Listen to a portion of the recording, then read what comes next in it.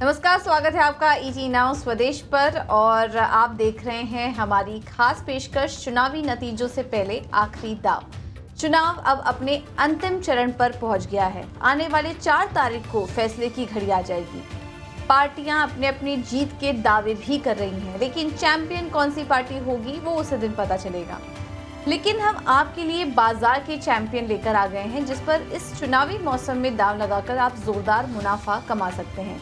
तो चलिए शुरू करते हैं खास शो 2024 का चुनाव चैंपियन कौन।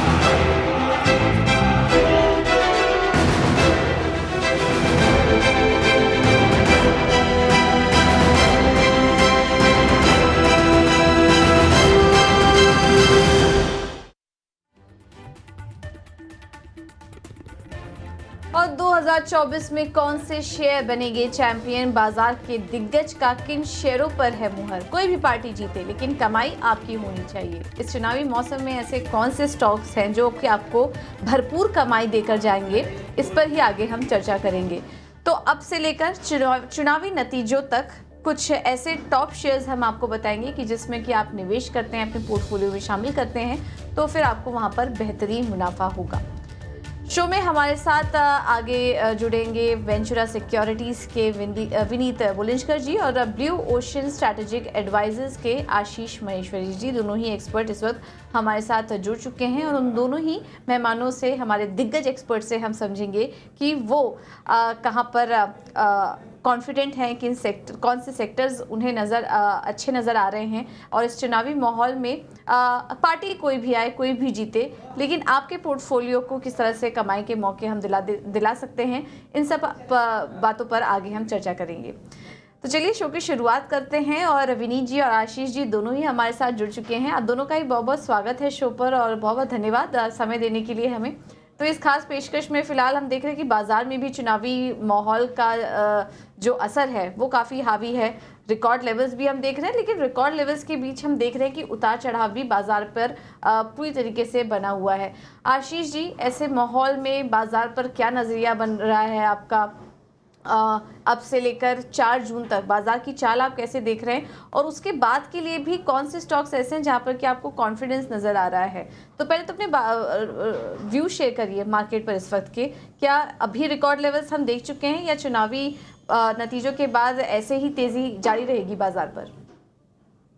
देखिए, यदि बाजार के 3 सेगमेंट्स पे नजर डालें तो एफआईआईज हैं और रिटेल इन्वेस्टर है।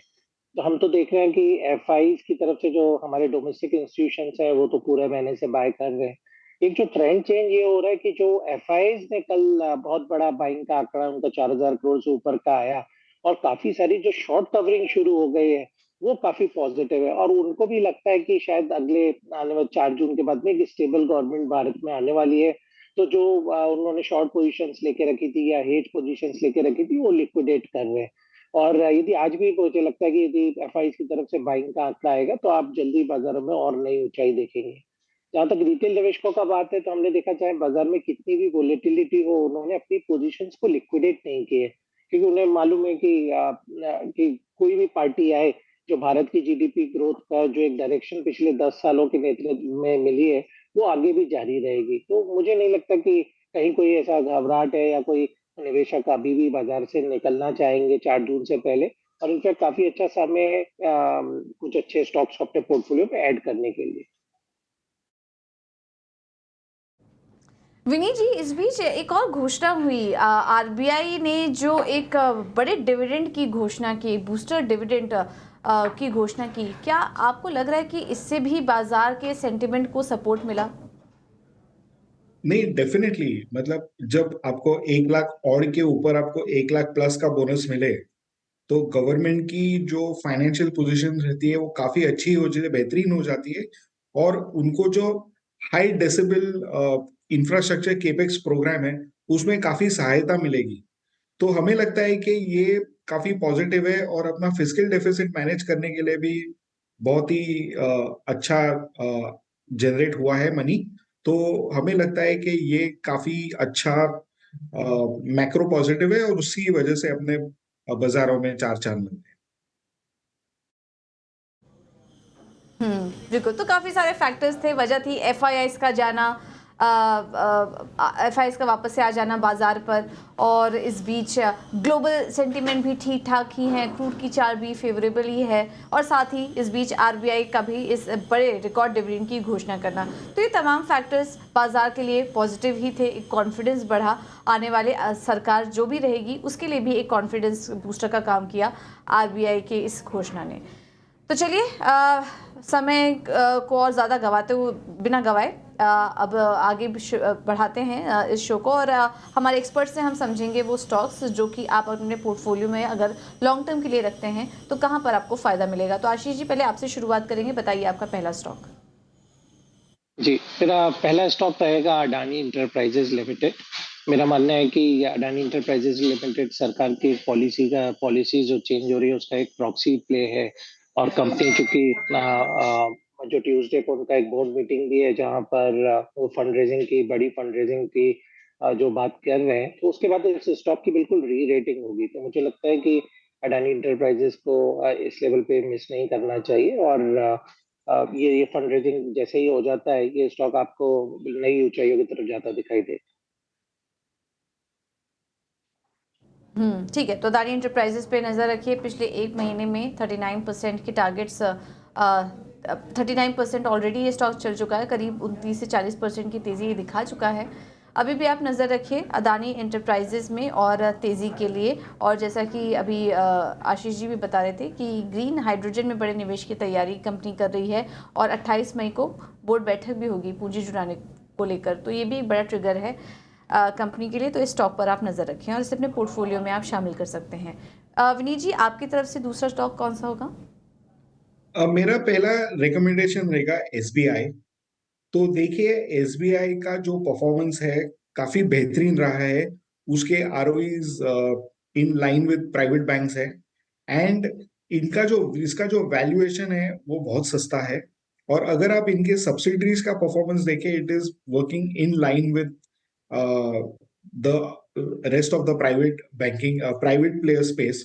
तो हमें लगता है कि ये स्टॉक जो अभी 1.5 टाइम्स बुक मिलता है FY26, वो काफी सस्ता है, और हमें लगता है कि इसकी वैल्यूएशन 2 टाइम्स हो जानी चाहिए। और इसके पीछे चलते हमें लगता है कि इसका स्टॉक का प्राइस 1,1100 तक आ जाना चाहिए over the next 2 years. Right, तो 1100 तक के लेवल्स आ सकते हैं एसबीआई में, और हाल फिलहाल में नतीजे भी जो आए वो भी काफ़ी अच्छे थे कंपनी के, एसेट क्वालिटी भी अच्छी थी, और FY25 के लिए भी जो ग्रोथ गाइडेंस मैनेजमेंट की तरफ से, कंपनी के चेयरमैन की तरफ से शेयर हुई, काफ़ी पॉजिटिव कमेंट्री वहाँ से भी देखने को मिली। नोमुरा की एक रिपोर्ट में देख रही थी, वहाँ पर भी जो उन्होंने टारगेट प्राइस बढ़ाए हैं वो 1000 रुपये के टारगेट्स नोमुरा भी देख रही थी, और उनका भी कहना था कि स्ट्रॉन्ग ऑलराउंड परफॉर्मेंस यहाँ पर देखने को मिला एसबीआई की तरफ से। तो लंबी अवधि के लिए अगर आप होल्ड करते हैं तो 1100 के लक्ष्य यहाँ पर देखने को मिल सकते हैं। नो ब्रेनर स्टॉक है, दिग्गज सरकारी कंपनी है एसबीआई, तो इस पर आप नज़र रखिए।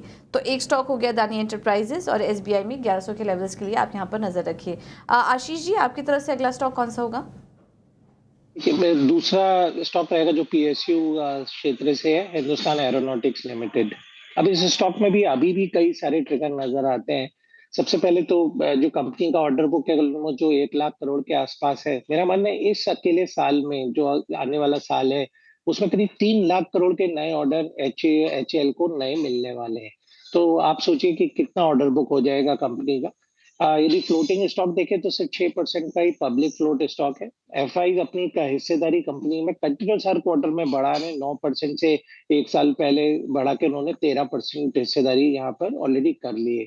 और मुझे लगता है कि कई बड़े ऑर्डर्स के अनाउंसमेंट जैसे ही सरकार नई बनती है आप अगले 1 से 1.5 महीने में देखेंगे, और यही रीजन है जो आप रैली देख रहे हैं HAL के स्टॉक में। आज भी 5377 का हाई बनाया है स्टॉक ने। तो मुझे लगता है ये स्टॉक में 5,800 से इनफैक्ट 6,000 रुपए के लेवल भी आगे आने वाले समय में, और 6 महीने से पहले भी आप देख सकते हैं।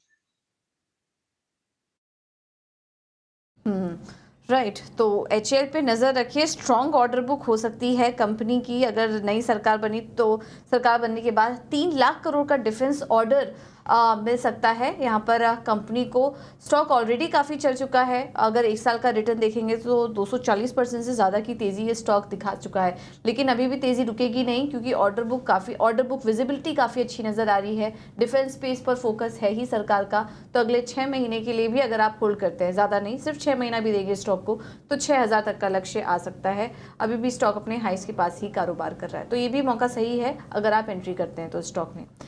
तो ये है सलाह आशीष जी की तरफ से। विनीत जी, आपकी तरफ से अगला स्टॉक कौन सा होगा? दूसरा स्टॉक मेरी ओर से रहेगा एनटीपीसी। आप देखेंगे एनटीपीसी की जो ट्रैक्शन है in terms of putting up generation capacity in the renewable space, अगले 5-7 साल में वो अडानी एंटरप्राइजेस के अडानी ग्रीन के बराबर है। तो हमें लगता है कि ये 45 गीगावाट्स टू 50 गीगावाट्स का कमीशनिंग करेंगे ओवर द नेक्स्ट 7 इयर्स।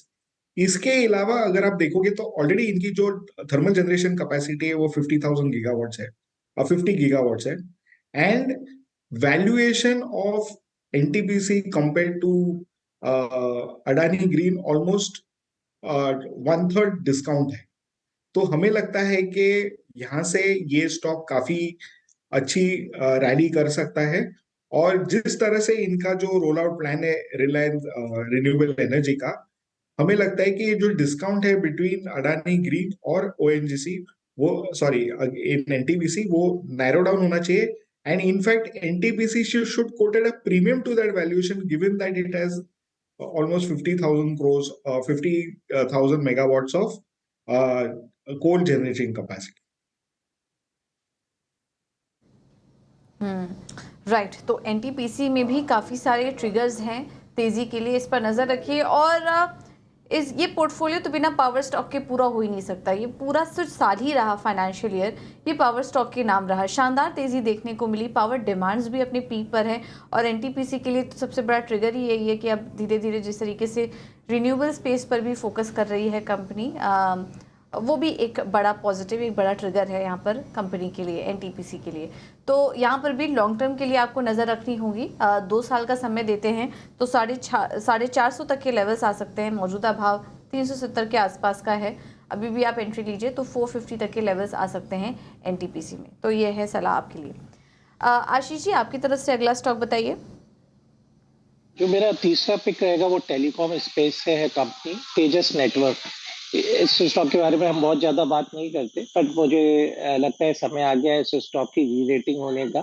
और जो बड़ा ट्रिगर यही है कि जो चाइनीज कंपनी हुआवी है या दूसरी कंपनियां हैं, उन कंपनीज का ये एक रिप्लेसमेंट की तरह से वर्ल्ड मार्केट में इमर्ज हो रहा है। 24 में बहुत बड़ा ऑर्डर इनके पास में बीएसएनएल से मिला था, और मेरा मानना है 4G 5G 6G में जितने भी इक्विपमेंट लगने वाले हैं वो अब चाइनीज प्लेयर्स की बजाय तेजस नेटवर्क उनका जो सर्विस प्रोवाइडर है या जो प्रोडक्ट प्रोवाइडर है वो बनने वाला है। तो अगले कई सालों तक जो तेजस नेटवर्क के प्रोडक्ट्स की विजिबिलिटी काफी स्ट्रांग नजर आती है।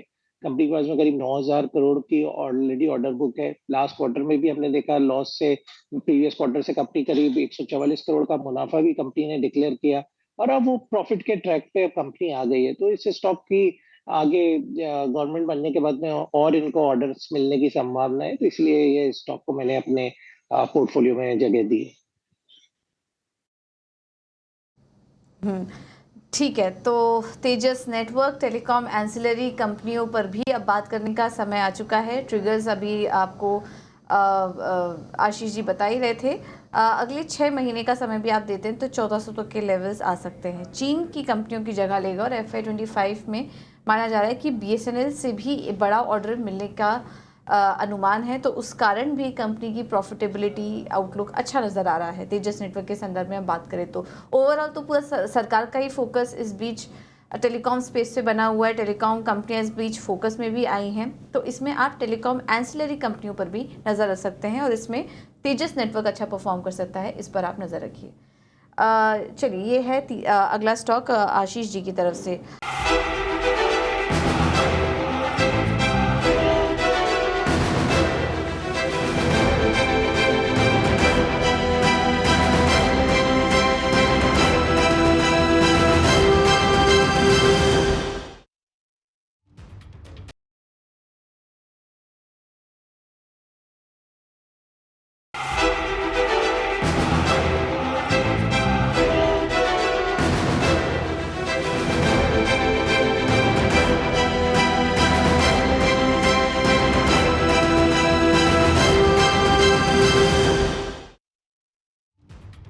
अगले स्टॉक की तरफ भी बढ़ते हैं। हमने अभी तक आपको 5 स्टॉक सुझा दिए हैं, Adani enterprises, SBI, HEL, NTPC और तेजस नेटवर्क।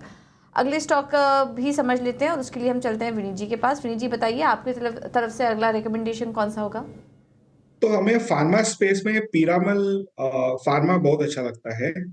हमारे हिसाब से इसके जो 3 सेगमेंट है ये काफी अच्छी तरह से परफॉर्म करे। स्पेशली इनका जो सीडीएमओ का सेगमेंट है, इनके ग्लोबल कैपेसिटीज जो इंडिया के बाहर वो जो भी अभी ब्रेक इवन पे नहीं है, वो सारे अभी फायर करेंगे ऑन 4 सिलेंडर्स, और वहां से कैपेसिटी यूटिलाइजेशन बढ़ने के कारण इनका कंट्रीब्यूशन टू एबिटा बढ़ेगा। अगर आप इनकी दूसरी जो एनेस्थीसिया सेगमेंट देखेंगे तो यहाँ पे इनके रेगुलेटेड मार्केट्स में मोनोपोली है, और अभी वो रेस्ट ऑफ द वर्ल्ड में भी एक्सपैंड कर रहे हैं, तो यहाँ से आपको ग्रोथ ट्रिगर्स आ रहे हैं। और अगर आप उनका जो ओवर द काउंटर पोर्टफोलियो देखेंगे, उधर 1000 करोड़ के आसपास पहुंच गया है, और अभी कॉन्सेंट्रेशन रहेगी to expansion of EBITDA margins. तो हमें लगता है कि ये तीनों वजह से आप देखोगे कि काफी एग्रेसिवली बढ़ेगा इसका प्रॉफिटेबिलिटी, और हम इसको रेकमेंड करते for 60% upside, ₹250 in the next 24 months. ठीक है। तो पिरामिड फार्मा पर नज़र रखिए। मुझे ध्यान है नतीजे भी बहुत स्ट्रांग आए थे कंपनी के। अगर वित्त वर्ष 2024 की बात करें और क्वार्टर 4 मुनाफा जो था वहाँ पर 100% से ज़्यादा की बढ़त भी आई थी। तो नतीजे तो अच्छे थे ही, लेकिन आगे के लिए ट्रिगर्स भी विनीत जी काफ़ी स्ट्रांग बता रहे हैं कंपनी के लिए। और कुछ कुछ जगह पर तो कंपनी का एक अधिकार है, मोनोपोली यहाँ पर स्टेटस भी है कंपनी का, तो उससे भी यहाँ पर फ़ायदा मिलेगा पिरामिड फार्मा को। फार्मा स्टॉक्स हमने हाल फिलहाल में देखा टूटे बहुत है, तो बहुत सिलेक्टेड रहने की ज़रूरत है। और ऐसे में अगर स्पेस पे नज़र रखनी है तो पिरामिड फार्मा अच्छा पिक हो सकता है। अगले 2 साल के लिए 250 तक के लक्ष्य आ सकते हैं कंपनी में। तो ये है सलाह विनीत जी की तरफ से पिरामिड फार्मा पर। अगला स्टॉक समझ लेते हैं। आशीष जी, आप बताइए, आपकी तरफ से अगला रिकमेंडेशन क्या होगा? अगला रिकमेंडेशन मेरा दोबारा से पीएसयू स्टॉक ही रहेगा, वो है Bharat electronics limited, BEL. Company के बहुत ही बेहतरीन नतीजे आए थे इस बार। हमने देखा कि 3900 करोड़ का जो मुनाफा पूरे साल का था, सिर्फ 1800 करोड़ का प्रॉफिट तो लास्ट मार्च क्वार्टर में ही आया है। तो मेरा मानना है कि इस साल करीब कंपनी का जो मुनाफा रहेगा, आप मान के चलिए 6500 से 7000 करोड़ रहेगा, जो 3900 करोड़ का पिछले साल में था। तो बिल्कुल एक अच्छा स्टॉक है। 76,000 करोड़ की ऑर्डर बुक है और करीब 25,000 करोड़ के ऑर्डर कम से कम नए इस साल में उनका इनफ्लो ऑर्डर्स का आएगा। इसके अलावा कंपनी का जो अभी एक्सपोर्ट चूंकि थोड़ा कम है, तो वो उसको बढ़ाने का मैनेजमेंट ने बात कर रहे हैं। और नॉन डिफेंस इलेक्ट्रॉनिक्स में जहाँ बहुत ज्यादा पोटेंशियल है, वहां पर भी कंपनी फोरे कर रही है। तो मुझे लगता है बिल्कुल बीईएल की एक री रेटिंग हो रही है इस स्टॉक की। और ये स्टॉक 360 से इनफैक्ट 1 साल का लक्ष्य हो तो 400 रुपए का लक्ष्य भी यहाँ देखने को मिल सकता है।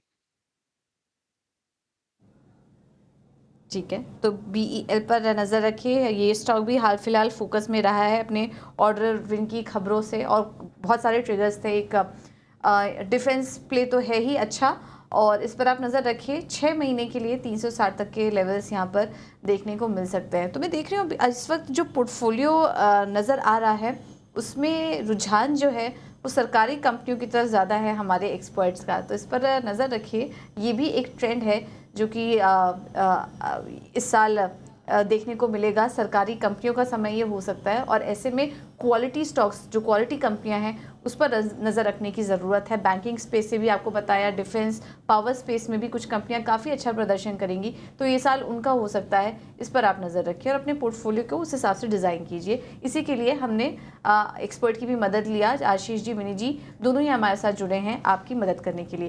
विनीत जी, आपकी तरफ से अगला स्टॉक बताइए। हम लोग ने एक नया स्टॉक इनिशिएट किया है जिसका नाम है responsive industries. Responsive industries vinyl category का बहुत स्ट्रॉन्ग प्लेयर है, लार्जेस्ट प्लेयर ग्लोबली। और ये not only vinyl flooring provide करता है, बट इसका फोकस रेलवेज पे भी है। रेलवे को वर्चुअली 95% सप्लाई करता है leather as well as flooring material. ये बसेस को भी सप्लाई करते हैं, और इंफ्रास्ट्रक्चर में इनका product road laying, canal lining and also for tunnel का वाटर प्रूफिंग के लिए यूज होता है। ये सारे जो 5 सेगमेंट है बहुत एग्रेसिवली प्ले आउट होने वाले हैं। और हालांकि स्टॉक अभी थोड़ा एक्सपेंसिव लगेगा आपको वैल्यूएशन में, पर हमारे हिसाब से इसकी जो अर्निंग्स पोटेंशियल है डबल होने की पॉसिबिलिटी है, और इसके पीछे हमें लगता है कि ये स्टॉक आपको 50% अपसाइड दे सकता है ओवर द नेक्स्ट 24 मंथ्स। ठीक है, तो अगले 2 साल के लिए रिस्पॉन्सिव इंडस्ट्रीज पर नज़र रखिए। 437 के टारगेट के लिए पिछले 1 साल में ही ये स्टॉक करीब 105% चल चुका है, लेकिन मौजूदा भाव पर भी आप एंट्री ले सकते हैं और तेज़ी करने के लिए, लेकिन 2 साल का समय आपको देना होगा इस कंपनी में।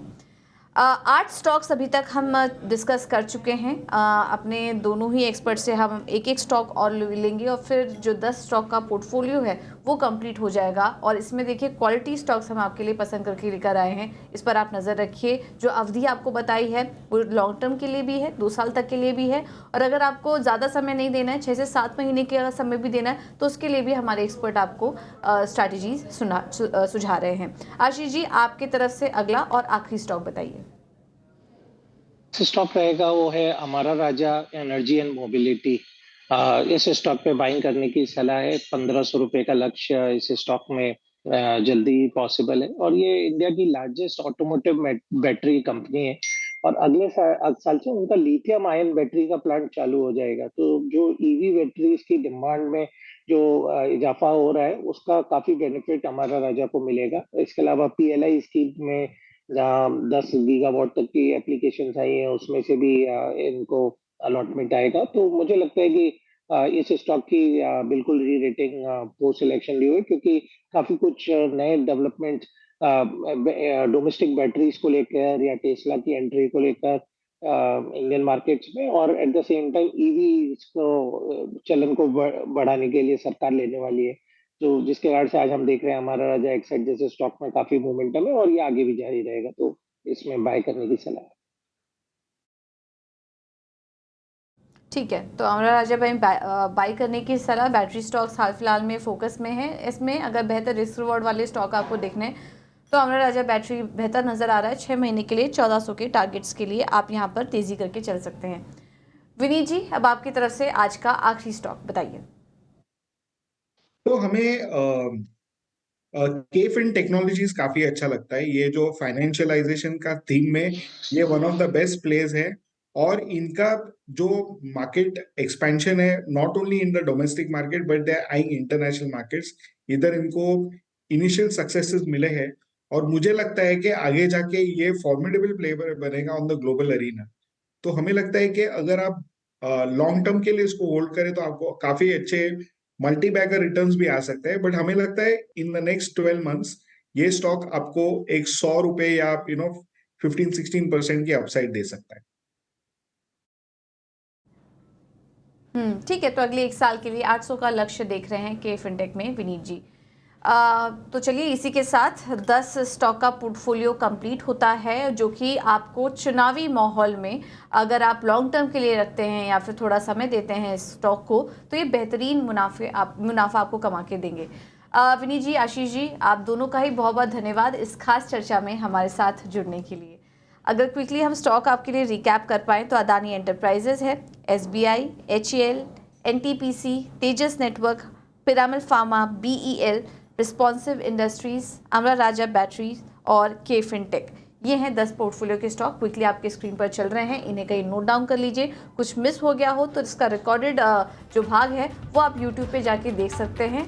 टारगेट्स और अवधि जो है वो एक बार आप दोबारा से नोट डाउन कर सकते हैं। चलिए मुझे दीजिए इजाज़त, लेकिन आप बने रहिए हमारे साथ। खबरों का सिलसिला आगे भी जारी रहेगा। नमस्कार।